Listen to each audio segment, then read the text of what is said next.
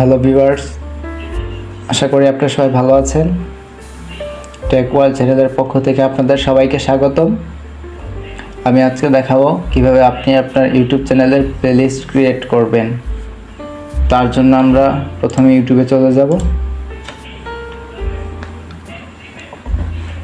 এখন আমরা ইউটিউব স্টুডিওতে যাব।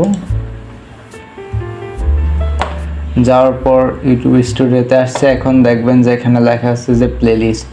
আমরা এই প্লেলিস্টে ক্লিক করলাম। ক্লিক করার পর এখানে আমার দুইটা প্লেলিস্ট দেখাচ্ছে। তো আমি যদি আরও প্লেলিস্ট খুলতে চাই তাহলে আমাকে এখানে নিউ প্লেলিস্ট আছে। তো আমরা এই নিউ প্লেলিস্টে ক্লিক করব। ক্লিক করার পর এখানে লেখা আছে যে প্লেলিস্ট টাইটেল। তো প্লেলিস্ট টাইটেল আমরা যে কোনো একটা প্লেলিস্ট খুলতে পারি, যেমন টেক ভিডিওস।